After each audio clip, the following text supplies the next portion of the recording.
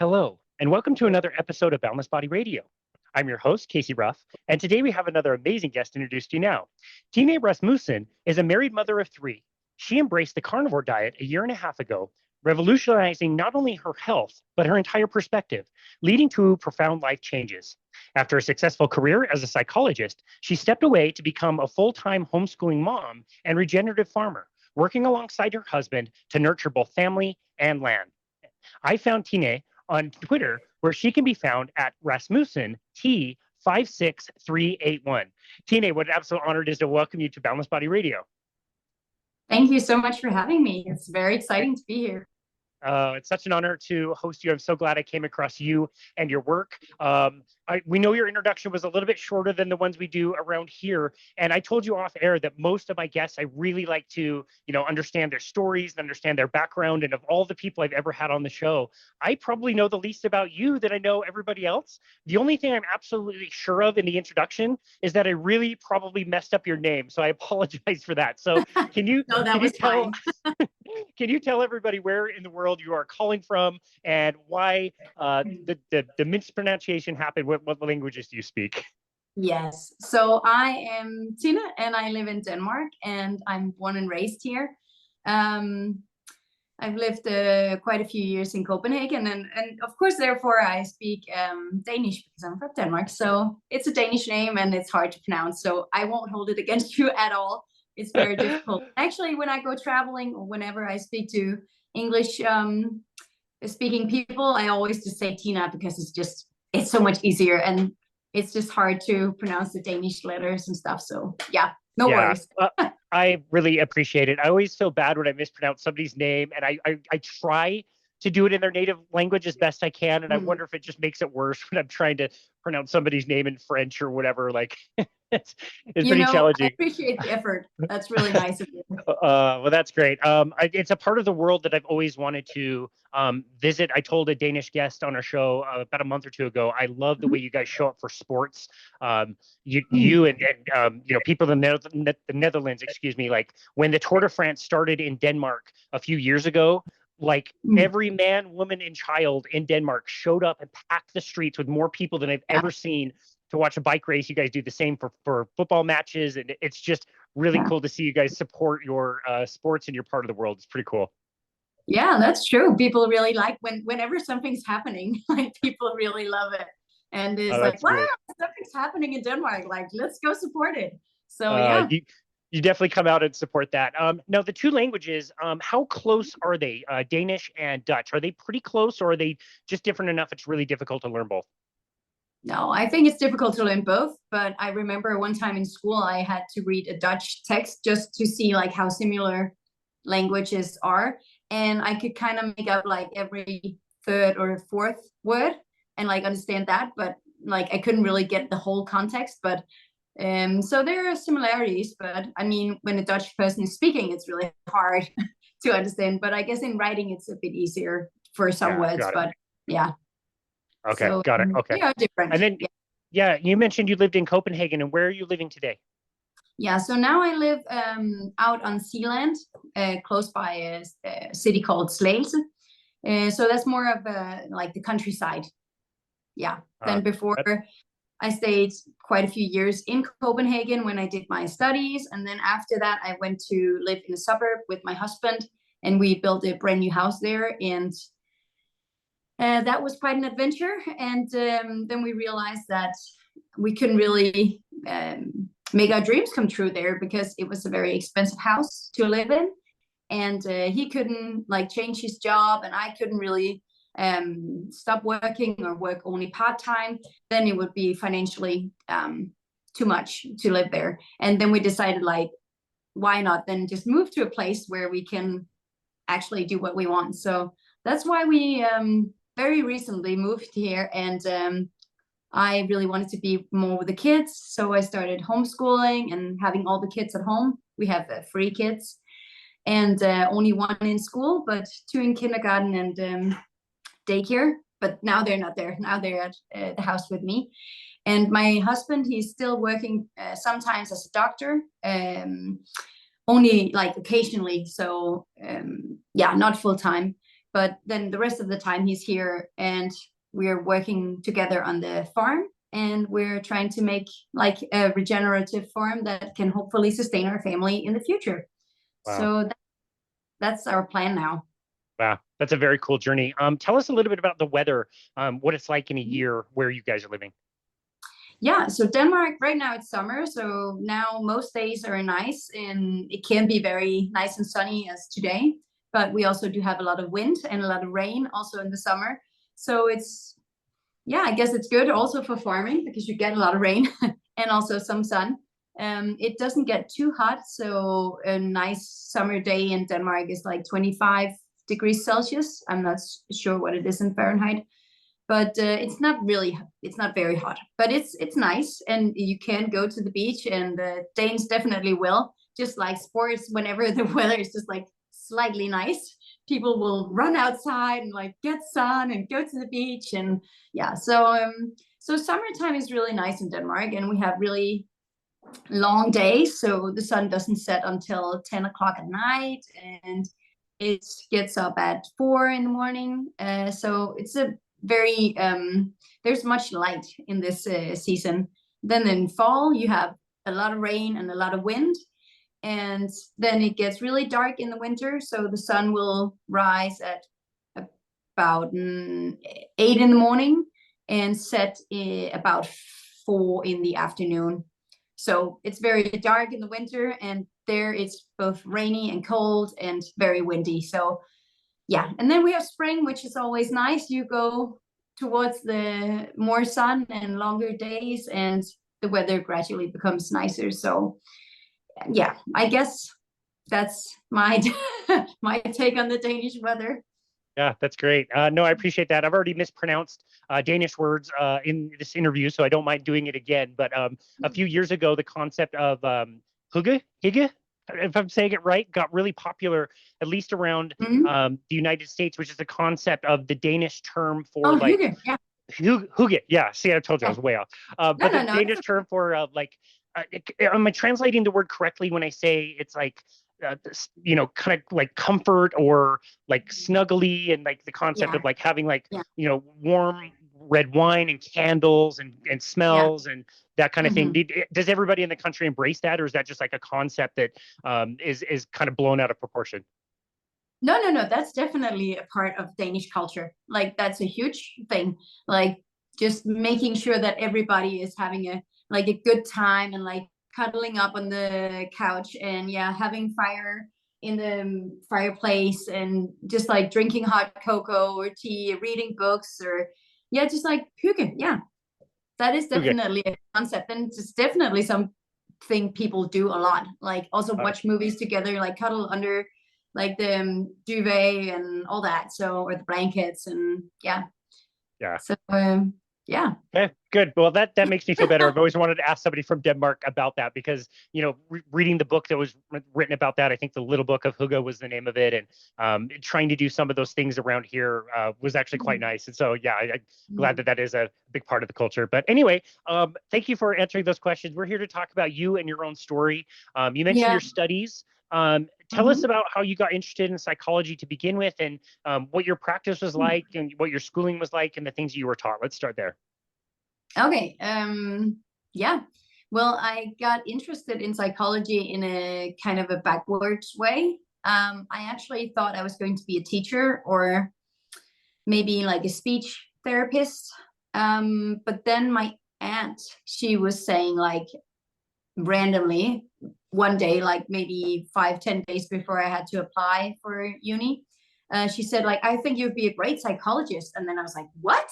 Okay, that sounds interesting. And so I looked a bit more into like, what is a psychologist? What does the psychologist do? And I was like, yeah, that could be me. And then I applied and I got in.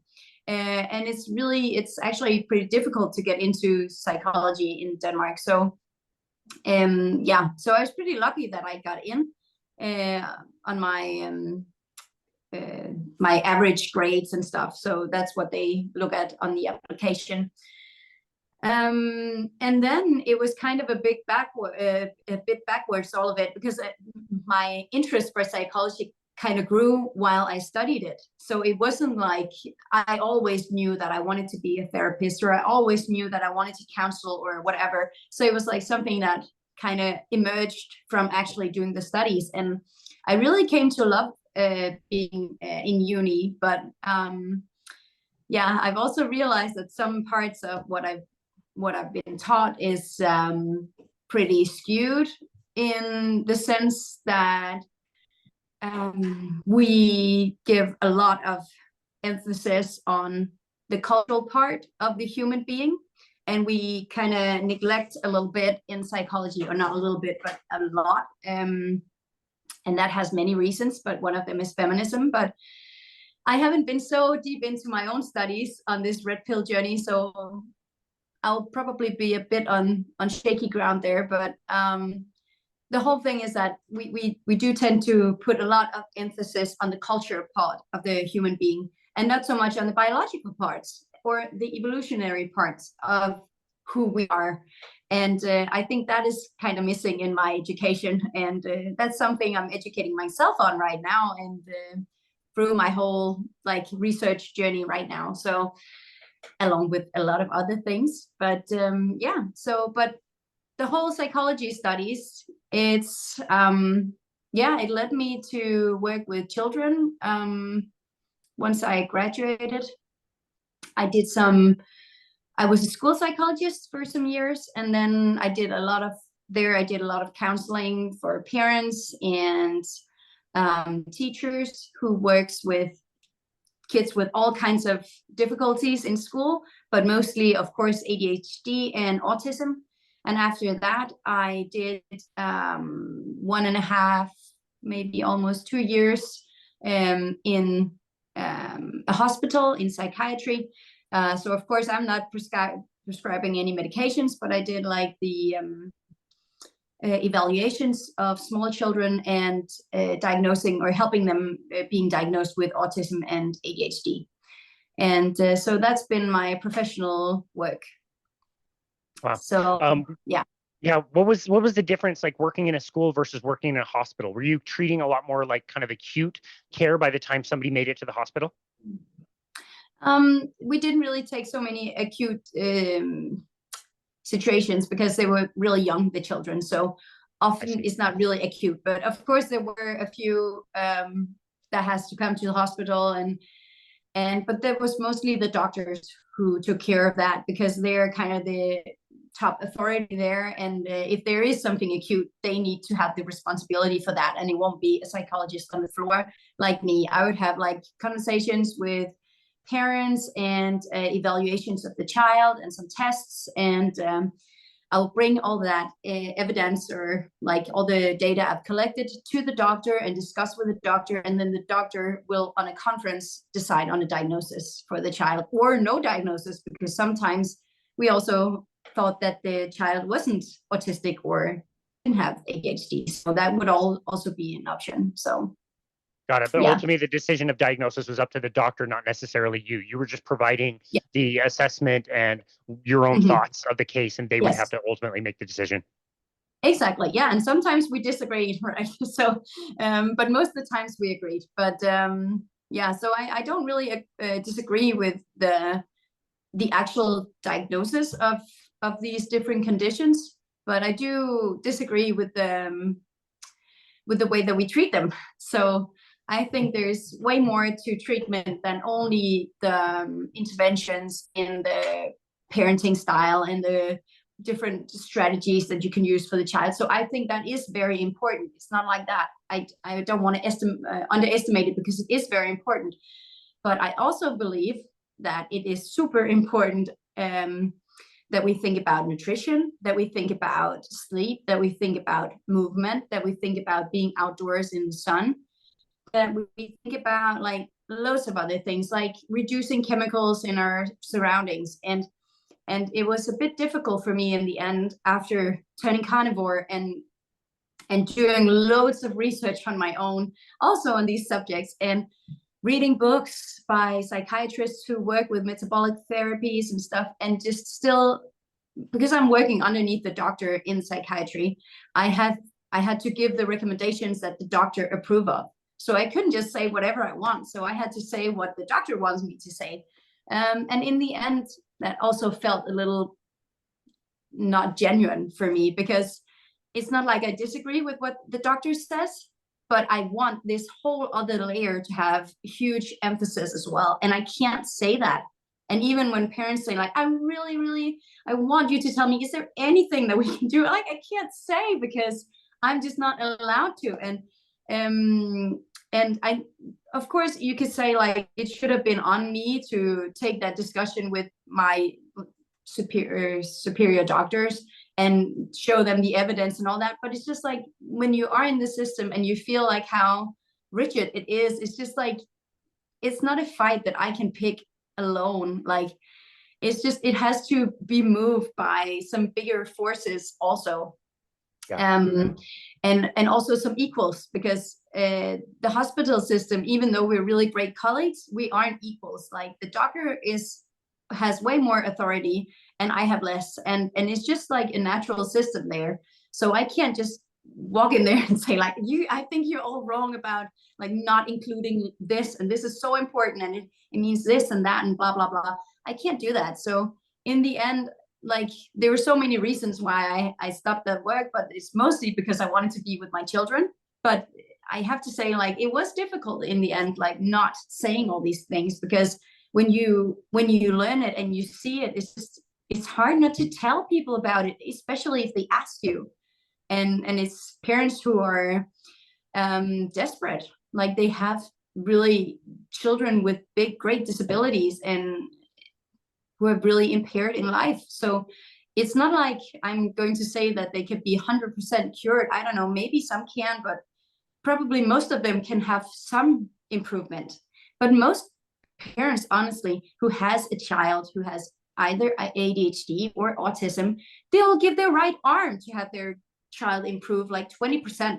Like, it would be huge, because otherwise, like, what you look into is like lifelong disability with, yes, maybe some improvement, but not too much, right? So it's just like, whatever else you can give those parents, you kind of want to give them that and make that child have the best possible options in their development in life. So that's my goal. And I think if I'm going to practice psychology again, which I probably will in the future at some point, because I do like it and it is a great field to work in, but then I think I'll have my own practice, because then I'll be way more free to do like the standard stuff and also the more, I guess, alternative, but definitely something that's a lot of studies is also starting to point at, that it actually works to some degree. Like, sure, some kids don't get the greatest effect, but some kids also get really great effects. And it's just like, why wouldn't we try it?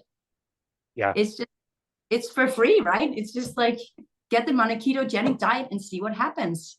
There's only upside, and it can be simple, it can be inexpensive, not the easiest to change those things, but people can change them, and when they see the results, they're so motivated to do it. I cannot imagine what it would be like to be in that position where you're in the system. Obviously, Denmark uses a centralized kind of medical system.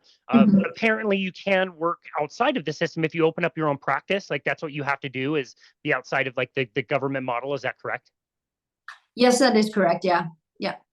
Okay, so to be in the system and not be able to say what you want, and it's like you said, like, I wanted to go, up above me to the doctors or the people, the powers that be, to change this. And I certainly respect the people that do try that, but oftentimes you're right, like, it doesn't work, first of all. Second of all, they sometimes can't even continue practicing. It harms their own career. Like, it's a terrible position to be in, to just be front row watching all these parents and children suffer and not be able to talk about the things you want to. That would be really, really hard. Yeah, that was difficult. And I feel like it was I was a bit split, because I want to help them, and I also know I help them with a part of it, but I'm just missing all of this. Like, if I could just tell them, like, oh my gosh, and especially with the food, like, it's also part of like the anamnestic information that we take, and we, as long as they kind of get a bit from each food group, we're all like satisfied. Like, oh, do they get a bit of bread? Do they get a bit of meat? Do they get a bit of dairy? a bit of fruit and vegetables, then we're fine. And then we don't care if they eat like loads of processed crap or anything. Like, it's just like, yeah, they eat, they get calories, and then the doctor is happy because then they will probably grow kind of normal. But it's just like, it's just not enough for the growing brain. It's just not enough for the whole growing body. It's just, you can't leave out essential nutrients. And yeah, there's just so many things that, yeah, I want to tell and help and educate. And I don't want to be judgmental about it, because I know it's difficult when you have a child with disabilities, and sometimes they're very picky eaters and stuff. So it's not easy. I'm not saying that, but it could be worth working with it, or trying to change some things and see if you get some better results. So yeah. Oh, yeah. Again, that would be so frustrating. So before we talk about metabolic psychiatry and all the stuff that you've learned as your career has continued, let's talk about the traditional tools that you did have available to you while you were practicing. Exactly what you said would be the hardest part, is like, I want to give you this other piece and I can't, but I still want to, there's things that can help that you're licensed to do, and you can help. So what are some of the things that you could help people with, when you were practicing, even in the standardized model? Well, in the standardized model, I could say like structure is really good. Preparing your child before doing something new, figuring out like what communicative strategies you could use, like what does the child understand. But it's all like, it's very hard to speak about in very general manners, because all autistic children, for example, are different. So you have to really do some super like specialized digging to figure out like, oh, so what does your family need, and what does your kid need, and what is your kid's level of functioning on a lot of different parameters. So you can see like what way should we structure this kind of intervention in your family. But yeah, preparation and structure in everyday life, and having things that are recognizable, being very clear. Also, sometimes not having too many demands is good. So there are lots of things that people can do. Also, a lot of recommendations on screen time, because screen time is just that's really worked its way in especially in families with kids with special needs, but also in lots of other families, of course. But so that's actually one thing that me and the doctors agreed on. So we definitely agreed on that trying to limit screen time is a good thing, and trying to figure out like if your kid needs a break during the day, which is also a really good recommendation, like trying to help so they won't spend all their energy in one moment and then they're just done for the day. So you need to like level the energy out a bit more and give breaks and let them recharge. So the break is not necessarily watching an iPad. So before the iPad, we had autistic children as well, and they were fine having a break with puzzles or card games, or just sitting like looking at their coins or whatever they maybe collected, or whatever their special interests are, or having a bit of repetitive play, because that's just relaxing for some autistic children. So yeah, whatever like makes them relax, listen to an audio book or whatever, like just not only watching the screen, because that also really overactivates the brain. And yeah, lots of parents also do it before nighttime. You get all the blue light in your eyes, they can't sleep. Many autistic children, for example, have trouble sleeping already. So it's not helping that their brain is told that it's midday because they're getting blue light in their eyes. So yeah, there are many things Wow. One can look at. That's very different than I would have assumed. I would have thought that you would have had more like standardized techniques, or like talk therapy, or that kind of thing. This, to me, it sounds like at least you were able to talk about a lot of different kind of lifestyle changes that people can make, almost in like a coaching kind of a way, and then really individualize your recommendations and know where to focus things. Is that a fair way to say that?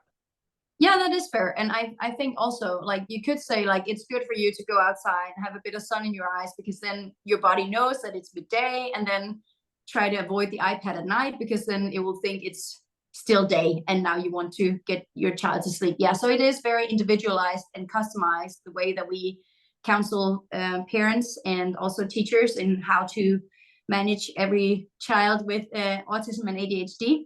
There are also some programs, but I've not been certified in using those. But they are trying to work with parent and child interaction and try to work on some of those social skills that the autistic children, for example, haven't developed naturally. And so you kind of train it through play with the parent. But the thing about those interventions is they have seemed somewhat effective, but they are just very costly. It's a very intense program. And actually many parents think that it's too much. Like they can't do that great of an intervention because it's just so much work. And yeah, some people do it and they have good results, but I think if we think about some of the stories, at least I have seen online, like hearing people's testimonials about changing their children's diets to carnivorous diets or keto diets and hearing the results, it's just mind-blowing. And then you hear Chris Palmer or Georgia Eat, and of course they don't want to work as much with children as they do with adults, but still it's like there are no differences. Like the brain is the brain, and if the brain needs proper fuel and stable fuels as an adult to not have mental illness, that's exactly the same in a child. And of course, when we talk about ADHD and autism, they're both seen as neurodevelopmental disorders. So the brain in a neurological way is not developing in a normal sense or in the same way as other peers would. But I think you can still see some improvement. And some of those studies that have done a ketogenic diet on, for example, autistic children, they do see in some of those samples that they do get some improvement that also lasts even when they stop the ketogenic diet. So especially improvement in social skills. But I mean, so many kids with autism, in what world wouldn't the parents try to get their children to be more socializing? Like, it's one of their main disabilities. So like, if you could get like 20, 30, 40% increase in that area in like how well they do, it will make a huge difference in how their opportunities are for development in the rest of their life and how well functioning they can become. So I think it's just worth trying. Like, I can't say I haven't counseled anyone to do this, right? So I don't know from a personal experience that it will work, but seeing on myself, like how the carnivore diet has changed, like my whole feeling inside and the way, like disappearing of sadness, like sudden sadness I would feel is just that feeling I never have anymore. I can be sad, but I'll be sad and then it will be over after that. It won't like linger for days and I don't know what it is. And you're told by society that is completely normal. That is not normal. That is not supposed to be normal.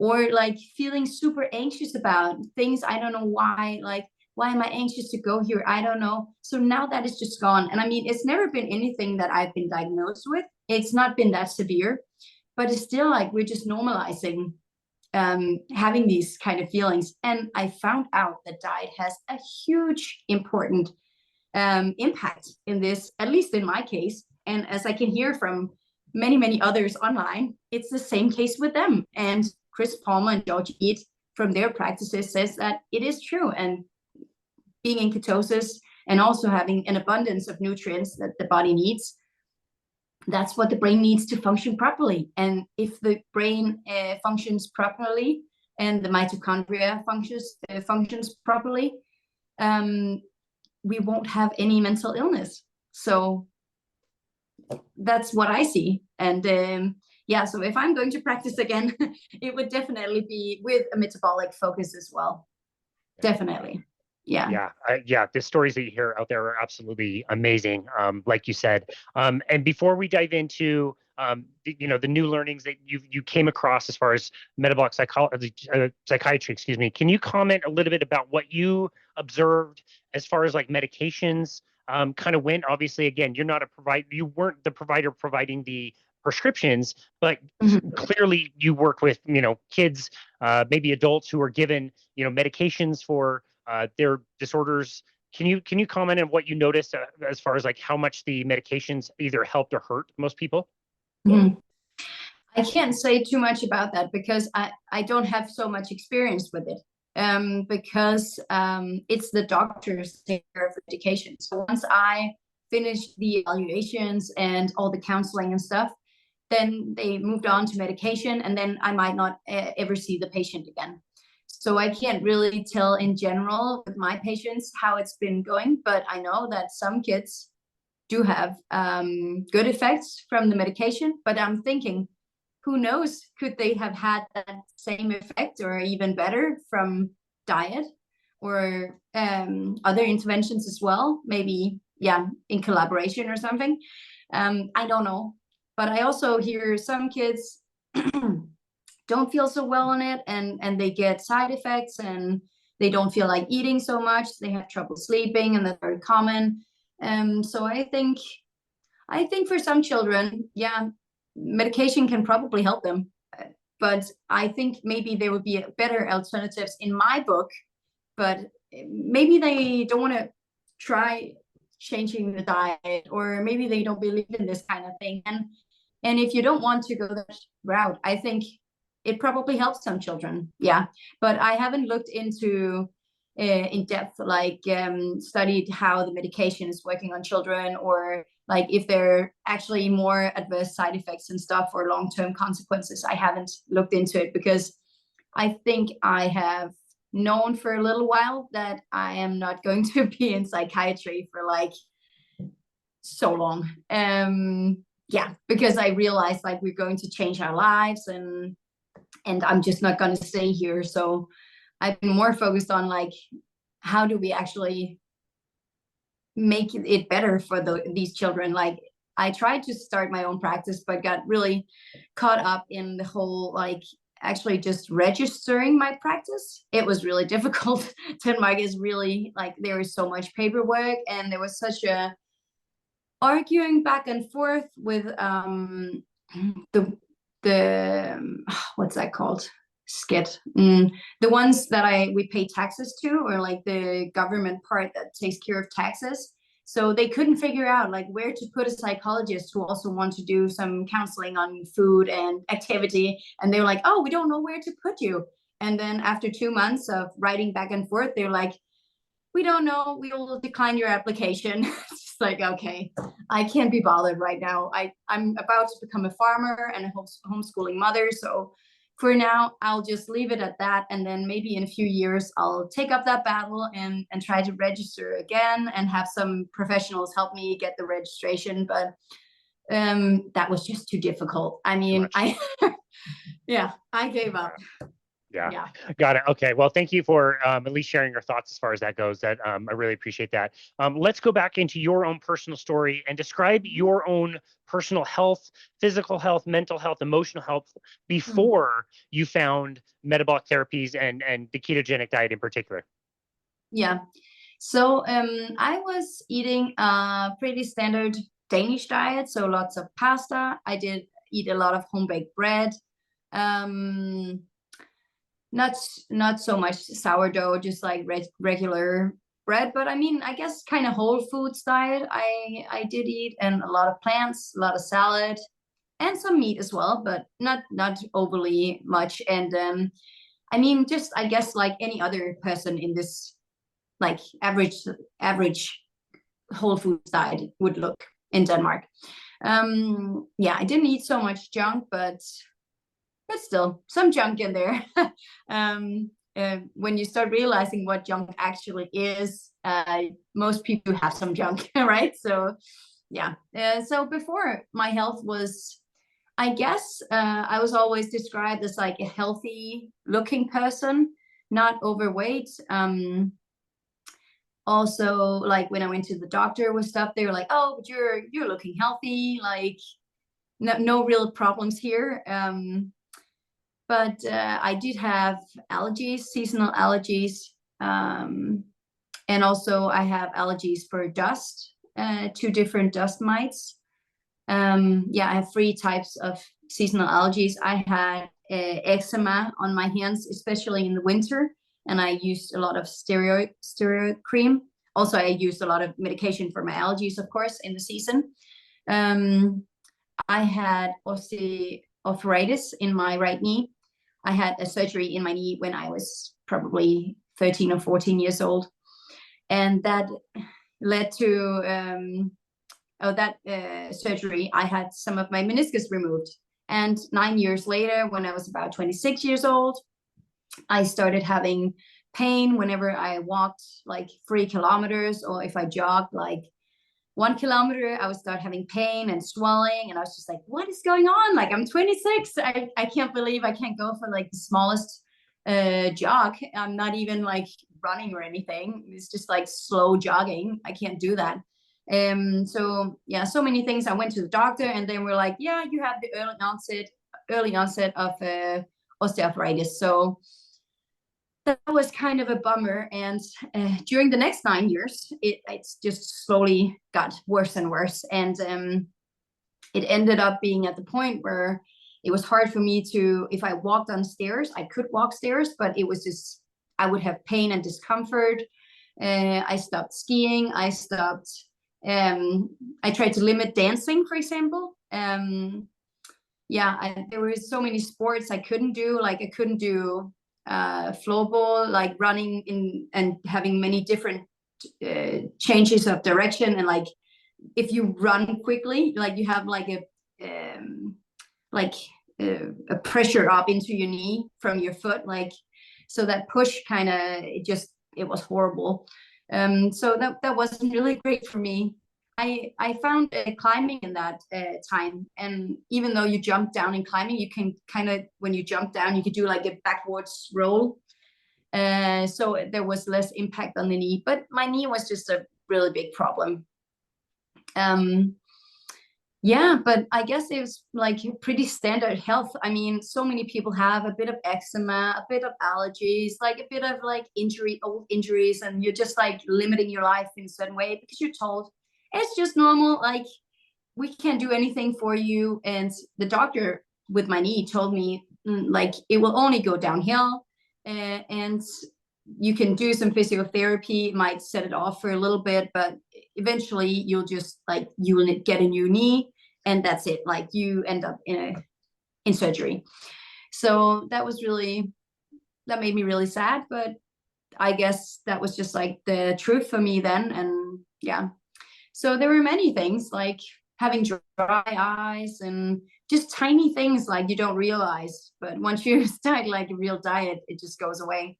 Also, since I was, I don't know, since I had my first period, I've had irregular cycles, like super irregular, like going from having my period twice a month.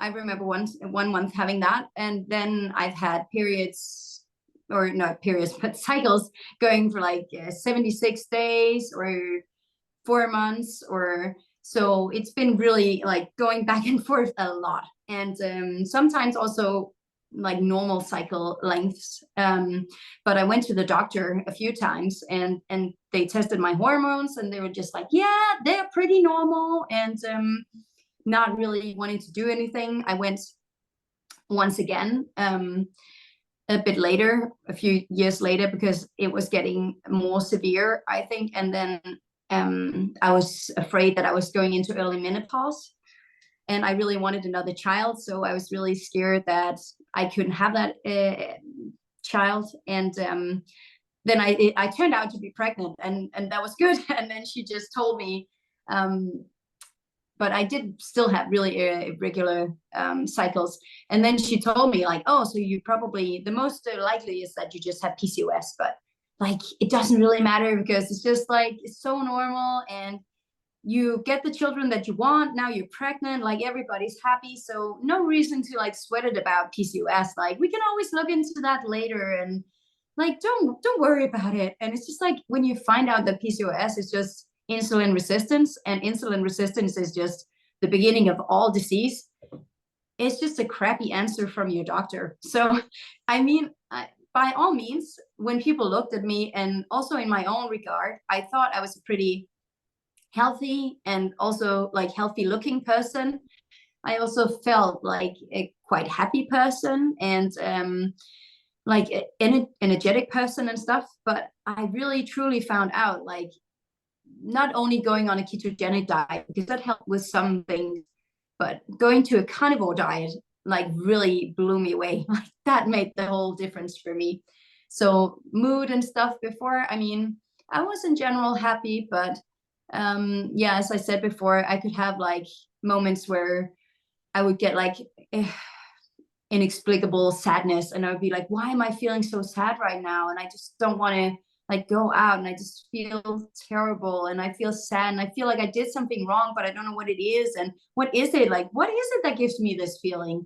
And I could also like lay awake before, like, not falling asleep, just over worrying about things for hours, just like overthinking and just worrying, and waking up at night thinking about things, and just being like more anxious and worrisome. But I guess like within the norm, like within whatever we're telling that's normal for both men and women, but especially for women.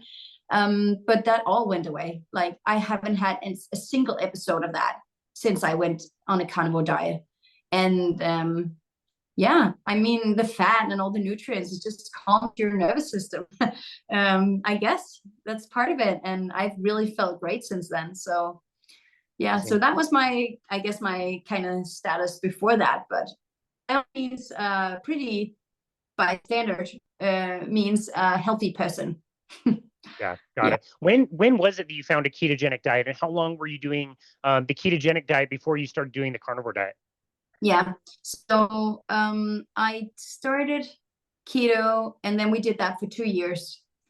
And by the end of the 2 years, I was a bit more relaxed some days. So then I would be more low carb, maybe like under 50 grams of carbs a day. And some days I'd be more strict ketogenic. So I was kind of getting some carbs in there. And also, one thing I noticed about the ketogenic diet is that I never really lost my cravings fully.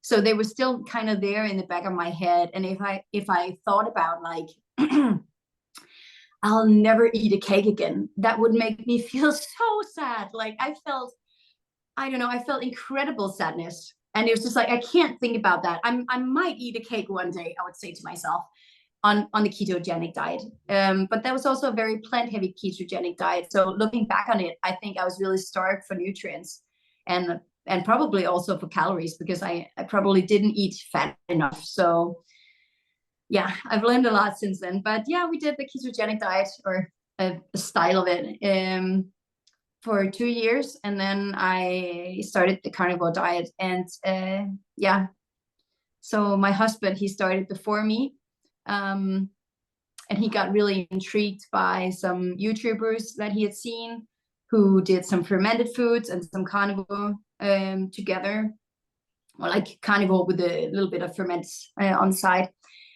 And then he was like, I'm going to try this. And I was like, that's just crazy. I'm not doing that. That is bonkers. And so I didn't do it for a few months, and he did it, and he didn't die, and he felt pretty great.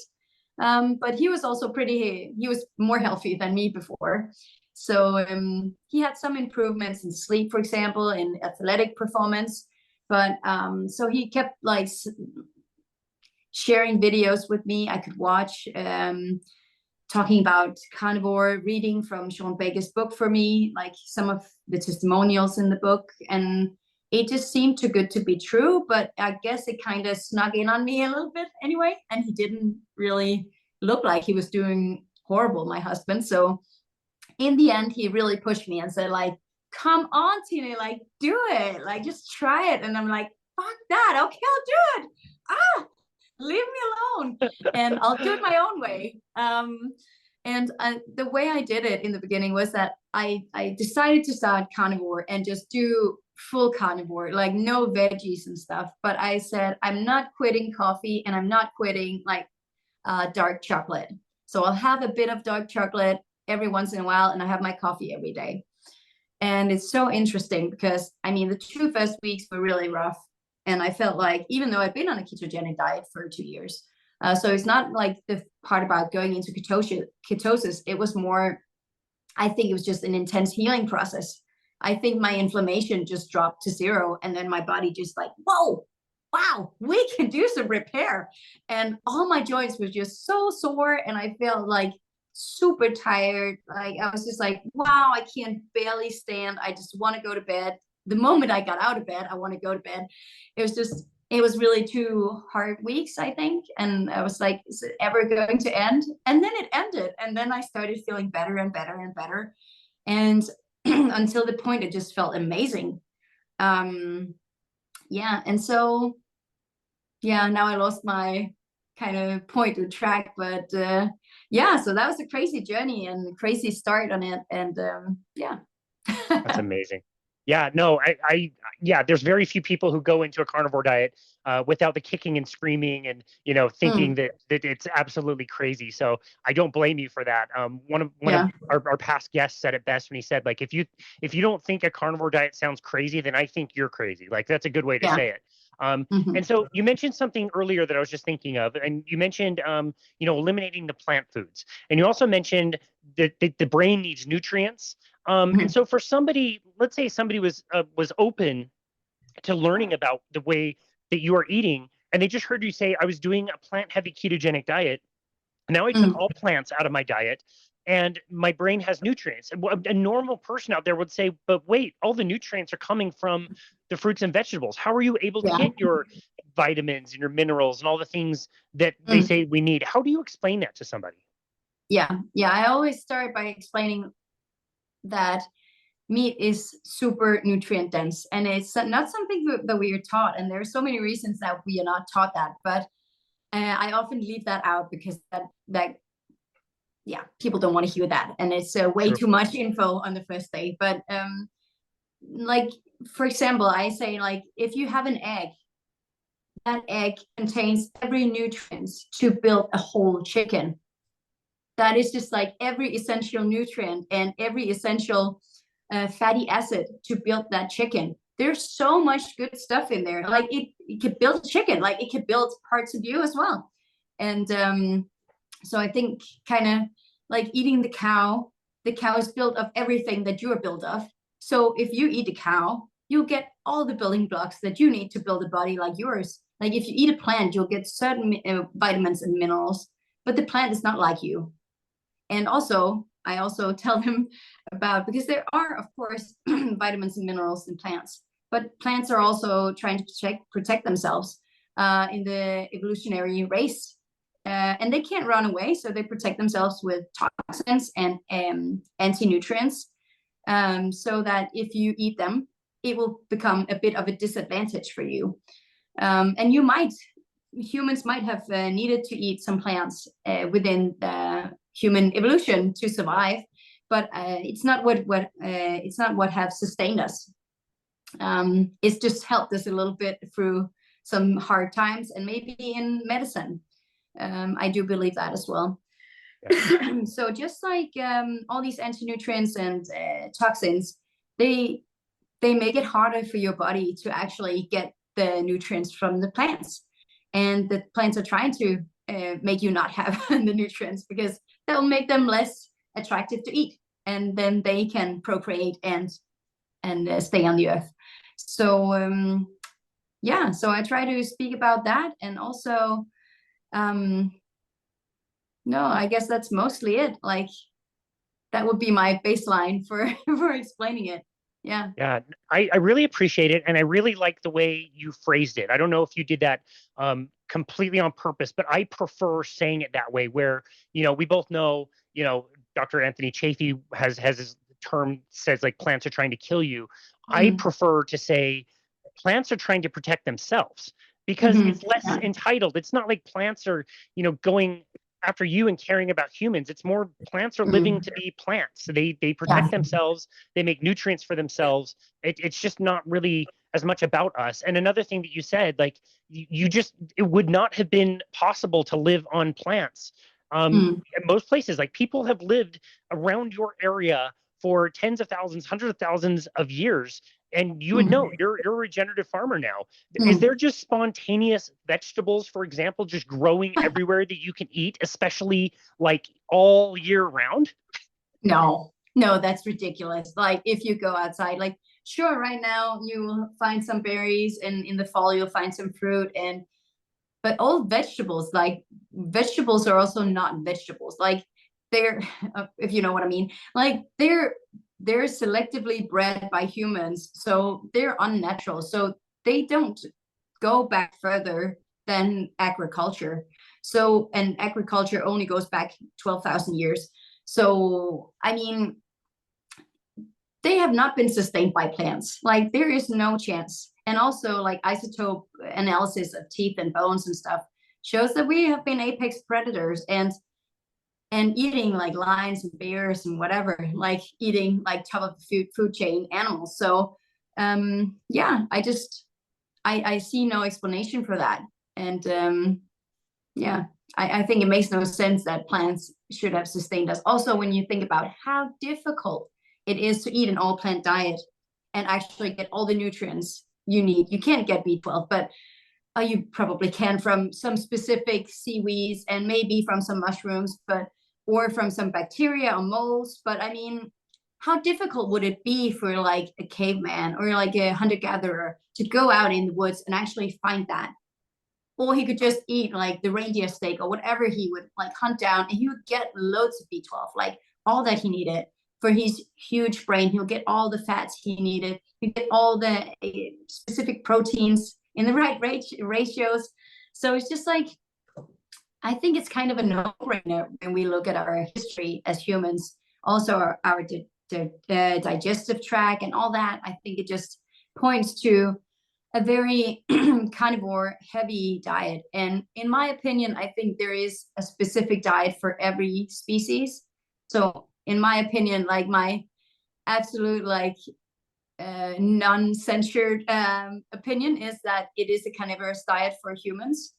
But I think you can live a pretty good life as well if you want to have a bit of fermented foods. And because also evolutionary, humans have probably eaten some of it also in hard times, also way back. And some fruit in the summertime, yeah, it probably won't be as bad. It's probably been an advantage to eat some sugary fruits in the fall, because then you would bulk up a little bit, but then you would fast a lot of the winter. So it wouldn't be a metabolic problem, because then for 2/3 of the year, you won't have that sugar available. So it won't be a problem in the long run. So it's like that continuous eating of sugar and plants. And I'm just pretty sure it hasn't been that way.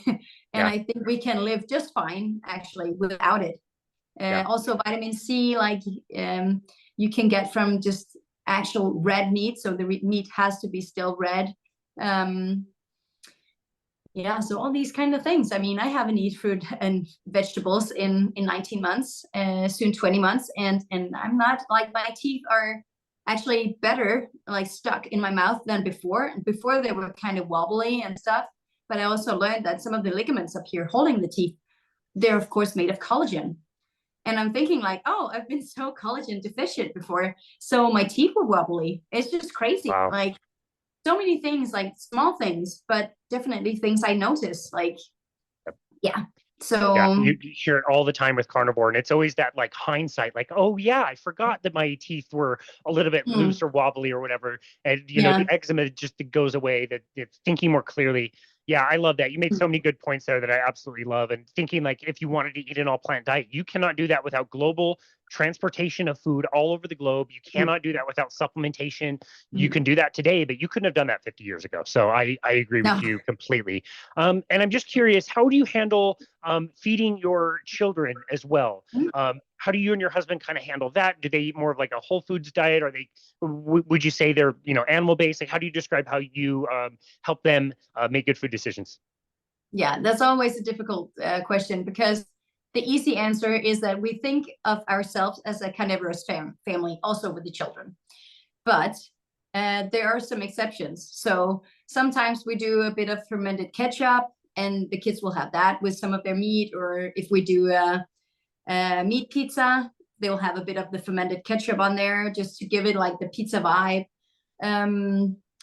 We like to ferment the foods that they get, especially if it's vegetables, because then it takes some of the anti-nutrients and stuff and breaks it down.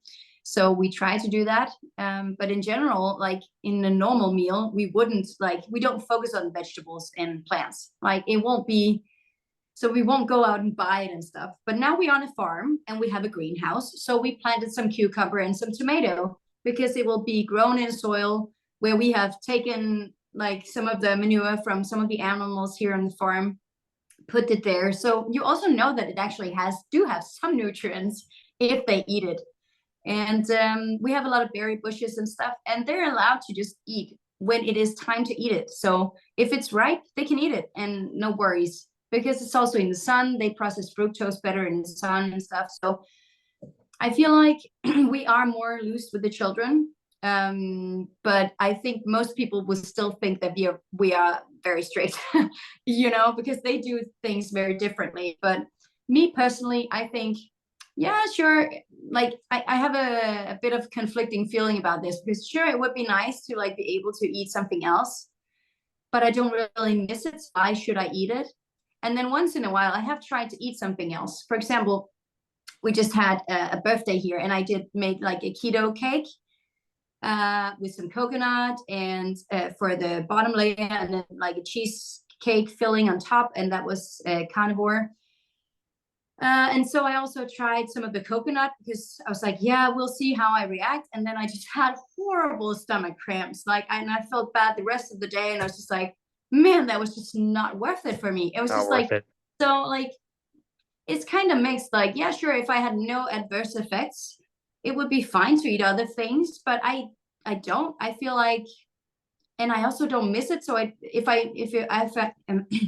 I'm not getting anything from it, why should I do that? Like, why should I introduce other foods? So I feel really great on carnivore. I don't miss fruits. I don't miss vegetables. I don't really miss berries either. So yeah, I'm just going to leave it at that. And then probably once in a while, I do a little test with something and see how I react. And this was really a bad reaction. So I'm like, probably not going to be for another year or so before I jump off again and for a tiny bite. But yeah, but with the kids, so we have another rule. So in the house here, we do like basically a lot of meat, and that's the basis of all meals. But if we're out like with other people, and for example, going to somebody else's house or something, we say that we're more on a keto style kind of thought train here. And maybe sometimes it's not even so keto, because they're allowed to eat just like fruits and vegetables and meat and eggs and fat, but they can't eat bread and pasta and like processed food or biscuits or like all that kind of junk. That's just off limits. So for example, if we go to a party and stuff, they might have like a small piece of cake, but we try to, like, if there's fruit there, they should eat fruit instead. So try to like make a better choice and still not have them feel like completely off in the situation. But still, I think like many people say like, oh, why don't you just like let your kids eat a standard diet and they have no issues? No, but I don't want them to have issues. Like in my belief now, the food is a huge contributor, not the only factor, but a huge contributor to how our health is turning out and how we are developing and what issues we'll have later on in life if we will have metabolic problems. And honestly, most people do. So most children need this kind of intervention. They need parents who care about them and their health. And sure, sometimes it's awkward and annoying, but it's just like, I care too much about them to just let them eat whatever they want. Like, I just love them too much. I can't see like their health deteriorate. Or also, we also see immediate effects. Like our kids are much calmer when they're in ketosis, like much calmer, less crying, less freaking out, less like screaming about things or having tantrums. Of course it can happen on a carnivore or a keto diet, but I've also heard other people, like when my children were in kindergarten, I've also heard the pedagogues there say, oh my God, I noticed like a huge change in your child from around Christmas. And then I was like, yeah, that was when we started the ketogenic diet for him. And then she was like, wow, he's really doing well now. Like so many things are working out really well. And some things that were difficult before are getting so much better. And sure, we were also doing some interventions, but it's like, it is kind of mind blowing because we see the difference at home. And now the kindergarten sees it as well. And it's just like, yeah, I'm pretty sure the diet plays a huge role in that, but yeah, they don't believe it as much. But I'm super confident in it because I've also experienced it in myself, so I know that it's true. Yeah. That's amazing. Wow. No, that's a perfectly reasonable answer. And I would contend with all the people I've asked, all the parents I've asked on the show, I'm sure the kids don't even mind it that much. I'm sure they kind of prefer feeling really good and having good energy and doing well in school. And they probably don't mind eating the same things. Like, sure, I, would maybe want some processed food here or there, but over time, you just don't really miss it. And even the kids don't really seem to miss it that much either. It's not that big of a sacrifice for them. Yeah, I think at home, at least, I think they don't think about it anymore. It's just like so normal now. The kids have been on this kind of meat heavy way of eating for a year, a bit over a year now. And now it's just everyday life. It's not something we have to discuss or like explain, like, why are we doing this? Or why are we missing this kind of food? Or they're not talking about, oh, can we have pasta with this? Like, it's just not an option. It's not a question. Like, because they know that it's just not a thing that we do. And they don't seem to miss it, honestly. Like, but whenever like we have friends or family over, we'll do some veggies and stuff and they can have some of it. And then it's of course super exciting for them because that's new. And then they eat a lot of it. And that's fine. I mean, because that's once in a while. And I know that get really good and solid nutrition for like 98% of the time. And they are in ketosis most of the time, which is really important for the brain development. So I'm feeling really calm about like the way that we have settled into this now. And in the beginning, I thought I wanted my family to be like completely carnivore in every aspect of our lives. But I found out as we went along that that wasn't sustainable for our children, especially the two older children who hasn't started their lives as carnivores and who were already out in society doing many things. So we adjusted it because they also told us that, yeah, you could hear on the things that they told that it was pretty difficult. And then I was like, okay, it might not work and they might just jump too much off the rails on their own. So let's figure out like, what is the compromise where everybody feels like we're happy, like the parents are feeling safe and happy in whatever decision is made, and the children are feeling relaxed and feel like they can be with their friends. And I think for now, this is the compromise. And when they grow up, they can make their own decision and maybe they'll become vegetarians and whatever. And we'll see. But I hope we have given them a good foundation, both for their development, but also in knowledge about food and nutrition. And then they'll make their own choices. So, yeah, we'll see what that will be.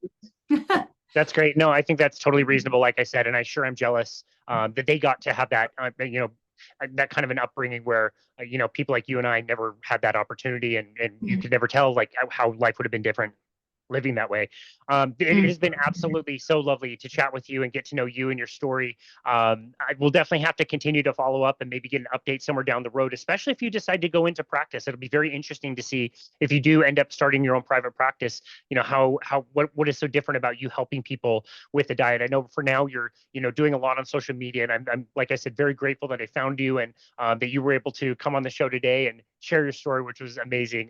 For now, where would you like people to go to find you and connect with you and your work? Well, that's where you said in the beginning on X, and I can't remember my tag, but yeah, but it's something T Rasmussen something. Pretty close. Yeah. Pretty close. I only know because I have it right here. It's Rasmussen T 56381. I'm assuming the 56381 is an area code or a zip code or something. That's just a random number from X. Just random? Yeah. That's funny. I didn't know that it would be like an actual profile that people would listen to when I did this account. So I felt a really strong urge to get on X and like spread my message, because I was like, wow, this is crazy. I want to let the world know what I'm experiencing, but it went really well. And now lots of people are following along. So I feel like now I can't really change the tag because I'm already in many videos and stuff. True. So now that is my name there, but that was just the one that was generated from X. Okay. So I have no idea what those numbers are for, but there you go. There you go. You can make up some cool story somewhere down the road about what the numbers mean and whatever, but that's okay for today. We'll tag it in the show notes so people can easily find it. They don't need to memorize that. But for now, Tinne, thank you so very much for an amazing conversation. Like I said, I'm so grateful that I found you and that you have been so willing to share this information and get it out there. You're right. Like it's amazing, and we all have this kind of desire and passion to get the message out to more people, and you're certainly doing your part. And so thank you so very much for being an amazing guest, and thank you for being on our show today. We really, really appreciate you. Yeah, thank you so much for having me. Absolutely. It was such an honor. And this has been another episode of Boundless Body Radio.